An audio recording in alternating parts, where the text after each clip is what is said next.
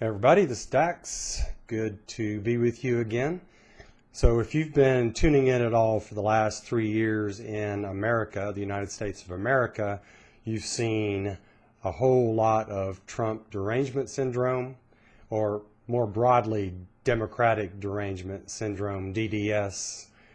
So as many of you know, I'm sort of a libertarian on steroids.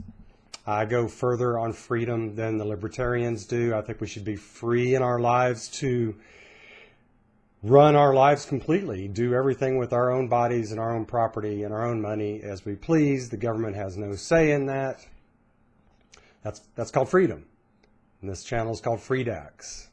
So, you know, if you've been sitting here watching the long line of celebrities come out in favor of socialism, and showing their just utter hatred of Trump for reasons I'm not really sure I understand. I mean, yeah, he's a vulgar, petulant brute a lot of times, and I probably wouldn't like him in person, you know, unless we stayed off politics. But even then, I mean, he just doesn't seem like an altogether pleasant person.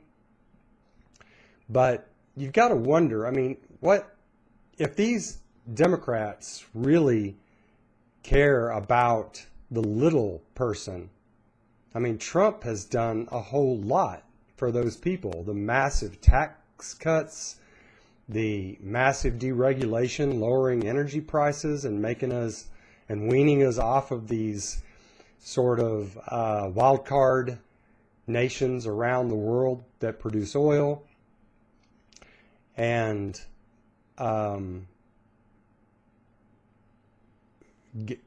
getting the government out of private people's lives, making it to where people who have watersheds no longer have the government up their rear. I mean, he's done a whole lot. I mean, yeah, he's done a few bad things. Remarkably, it's not even the stuff that people talk about, which is tariffs, which actually raise our prices, and not going after the Iranians. But these celebrities are just wacko. I mean, they're nuts. They seem to have the inability to think for themselves and to actually think about what's going on.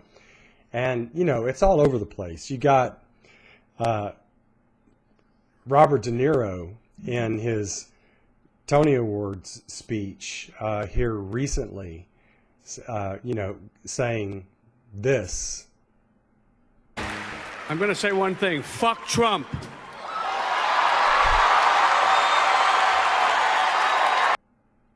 And how does the audience respond to him when he does this? Well, they give him a standing ovation.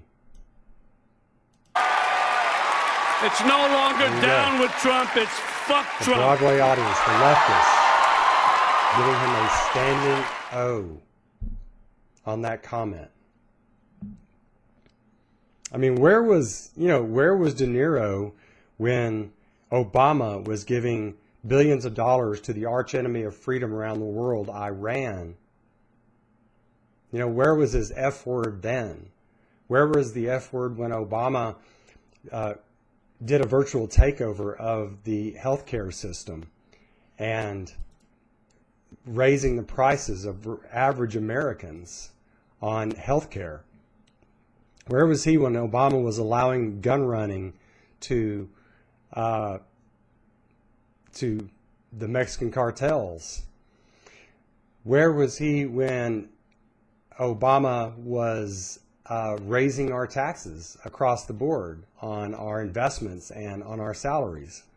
You know, he was sucking up to Obama like all of the elite in Hollywood, Broadway, and in the media industry. And so also you got Madonna. What was it? 2 years ago? Here's Madonna. Here's what she's going to do to the White House. Yes, I have thought an awful lot about blowing up the White House. with Trump in the White House, Trump and his family in the White House. She's going to blow up the White House. Unbelievable. Truly unbelievable. These people are nuts. And just one after another of my favorite singers and actors. I'm trying to get this next video ready. Actors are falling like flies. They used to be sacred, and now one of my favorite actresses of all time comes out with nutty stuff on climate change. So here's Emma Thompson, the venerable Emma Thompson, on what's going to happen to the Earth. Here we go. You look at the science, our temperature will rise 4 degrees Celsius by 2030, and that's not sustainable. It's not science. These people are wacko. They're nuts. It's crazy. I mean, what's so short-sighted and anti-conceptual about these people, anti-thinking, anti-rational, anti-history about these people is that if they get what they want, if they get a sort of semi-despot like Obama was, whom they genuflected to, if they get somebody like that in power in a socialist country, make America into a socialist country, you know the first people that socialist dictators, socialist power brokers go after are the communication people, the arts people, the intellectuals. These people aren't intellectuals. The intellectuals are just part of that. But you're not allowed to say what you want. You know, as Obama made quite clear on his outright spying on the media industry, wiretapping of journalists. But they still genuflected to Obama. You know, it reminds me of the old Persian dictators, 5th century BC, the Persian kings. When people were approaching the king, they had to crawl on their belly towards Darius and others, which is what they did with Obama, essentially, kissing his hand and throwing big parties for him and getting that goo goo gaga look in their faces when he came in. I mean, unbelievably. Obama was just, he couldn't even put two sentences together unless he had a teleprompter in front of him. And he was a dictator at heart. He goes on an apology tour around the world of the greatest country in the world, America, the greatest freedom-loving country in the world, the light of freedom around the world. And he goes around the world apologizing about us, and these people loved him. So no wonder they hate Trump. I mean, Trump, at least, as bad as his character can be, Trump at least is for giving us back some of the freedoms that we deserve, some of the money that we earn and deserve. But the leftists don't flock to hardworking jobs generally. A lot of times they're upset that they have to work hard. The leftists flock to the communication industry, newspapers, the broadcast news stations, in Hollywood, and music. And why that's the case, I could go into a lot. I think some of it has to do with them having a chip on their shoulder when they're born. I don't know. I mean, I really don't know. But it attracts people who are vapid and they just don't really know how to think. They're all emotions, and they really like the fact that they're all emotions,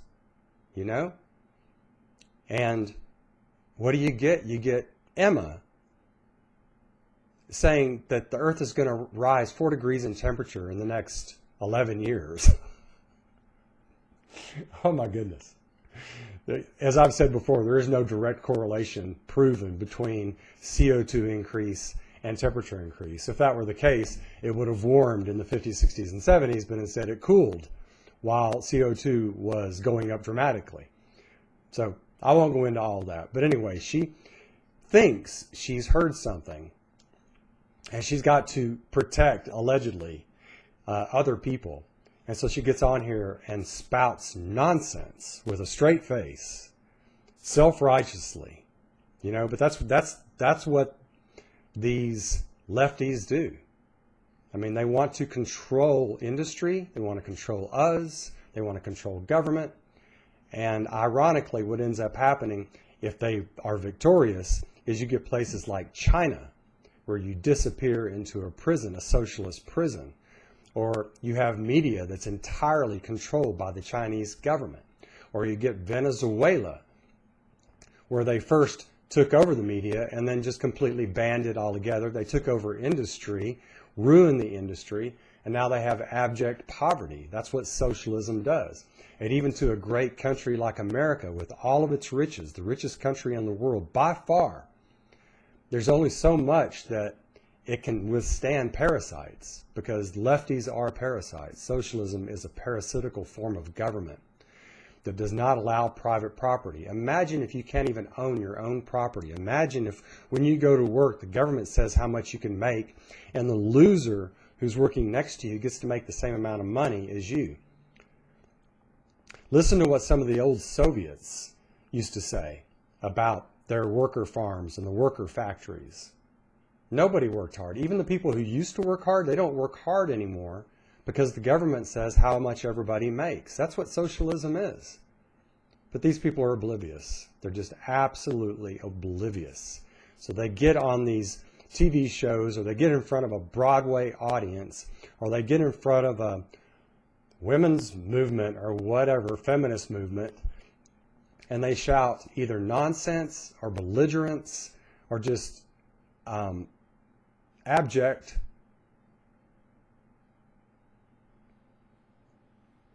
cussing absurdities in front, straight-faced, in front of adoring crowds. It's just, you can't write this stuff. It's better or worse than any fiction writer could come up with, even George Orwell.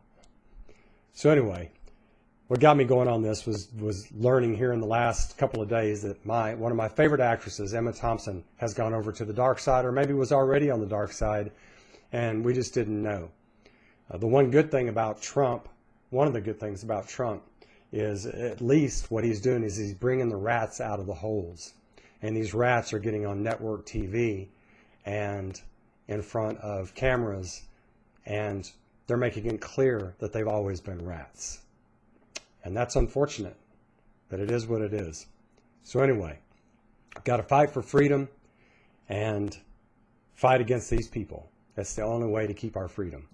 Anyway, hope you enjoyed. Let me know what you think, and I'll talk to you, catch you on the backside. Take care of yourselves. Bye now.